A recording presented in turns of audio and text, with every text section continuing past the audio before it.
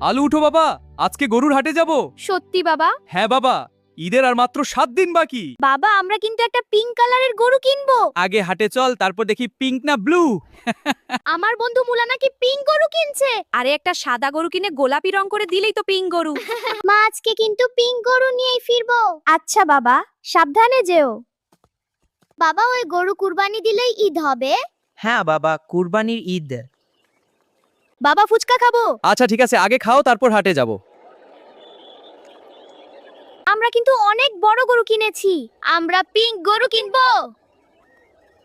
Wow বাবা, কত বড় হাট। হ্যাঁ বাবা, এই হাটে সব ধরনের গরু পাওয়া যায়। এইদিকে আসেন ভাই, দেশি গরু, কম দামে ভালো গরু। বাবা ভয় করছে। আলু ভয় নাই, আমি আছি। বাবা এত বড় গরু। ভয় পেও না, আমি আসি তো বাবা। বাবা এটা কত মিষ্টি। তোমাকেও পছন্দ করে ফেলছে মনে হয়। বাবা বাবা ওই যে পিঙ্ক গরু।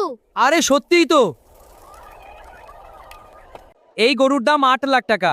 এত দাম কমানো যাবে না ভাই? না, এটা ফাইনাল দাম। আমরা তাহলে পিঙ্ক গরু কিনতে পারবো না। সব সময় দামি জিনিসই ভালো না বাবা।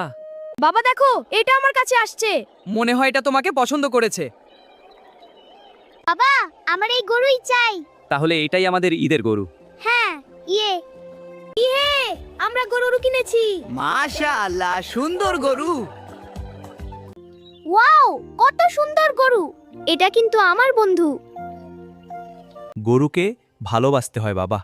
আমি অনেক ভালোবাসি।